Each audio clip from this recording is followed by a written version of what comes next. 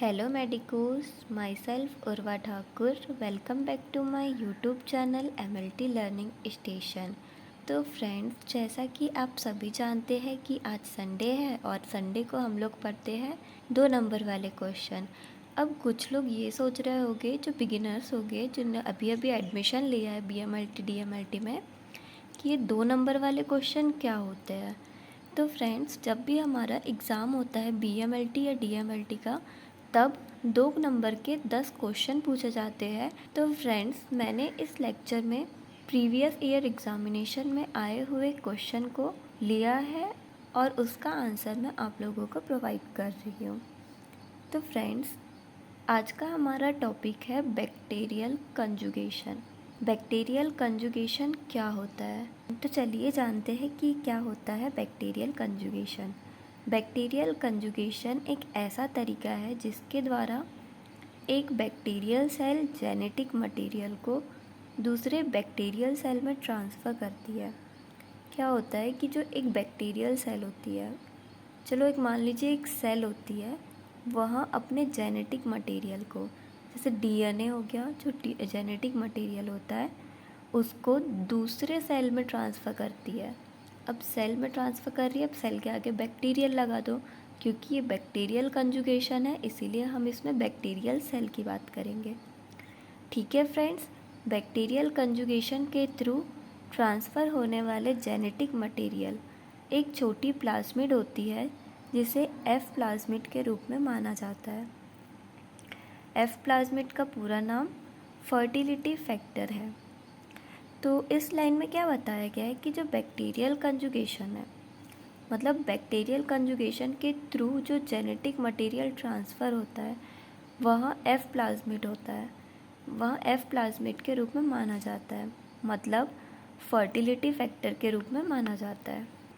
F plasmid जो genetic information को cell से अलग करता है, जो पहले सेल के क्रोमोसोम में मौजूद रहते हैं। In fact F plasmid bacterial chromosome से अलग साइटोप्लाज्म में रेप्लिकेट कर सकता है।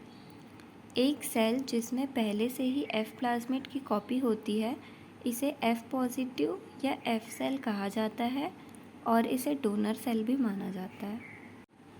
ठीक है फ्रेंड्स, तो क्या बताया गया है इसमें कि जो सेल होती है एक बैक्टीरियल सेल, उसमें अगर से F प्लाज्मिड है, मतलब वह सेल F पॉजिटिव है, मतलब फर्टिलिटी पॉजिटिव है, या फिर उसे F पॉजिटिव कहेंगे या तो उसे F सेल कहेंगे। ठीक है फ्रेंड्स, तो ये था हमारा बैक्टीरियल कंजुगेशन। चलिए इसको एक बार समझते हैं डायग्राम के थ्रू। डायग्राम के थ्रू हमने बैक्टीरियल कंजुगेशन को समझा है। चलिए मैं आपको इसे बताती हूँ। ये देखिए फ्रेंड्स, ये जो है ये एक बैक्टीरियल सेल है, ये एक बैक्टीरियल सेल है। अब इस बैक्टीरियल सेल में क्या क्या है? क्रोमोसोमल DNA जो इसका जेनेटिक मटेरियल है, और ये है पिलर्स। फिर इसमें क्या प्रेजेंट है? इसमें एक F प्लाज्मिड प्रेजेंट है। F प्लाज्मिड मतलब मैंने थोड़े टाइम पहले बताया था क्या होता है। F प्लाज्मिड है मतलब यहाँ F पॉजिटिव है, F सेल है, तो ये इन्फेक्टेड है। तो ये क्या करेगा कि ये डोनर है, मतलब किसी दूसरे सेल को अपना ये जेनेटिक मटेरियल ट्रांसफ़र करेगा। ये डोनर है, इधर साइड वाला रेसिपिएंट है।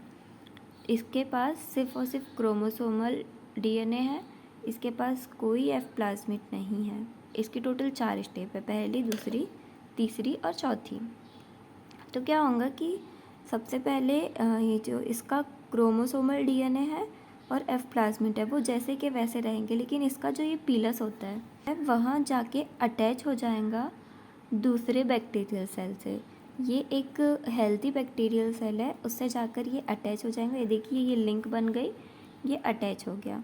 अब क्या होगा कि अब थर्ड स्टेप में क्या होगा कि जो इस बैक्टीरियल सेल का जेनेटिक मटेरियल है, वह एक हेल्दी सेल में भेज देगा। जिस पीलस से ये अटैच हुआ था, उस पीलस के थ्रू अपना जेनेटिक मटेरियल को आगे भेज देगा एक हेल्दी सेल में। अब नेक्स्ट स्टेप में क्या होगा कि ये जो ओल्ड डोनर था, इसके पास क्रोमोसोमल DNA था, F प्लाज्मिड था, पीलस था, और जो रेसिपिएंट था उसको भी सेम, उसके पास भी अब सेम यही चीज़ें आ जाएंगी। उसका पीलस अलग हो जाएगा, F प्लाज्मिड अलग हो जाएगा, मतलब उसमें भी F प्लाज्मिड आ जाएगा और क्रोमोसोमल DNA रहेगा ही, मतलब ये भी अब F पॉजिटिव हो जाएंगी।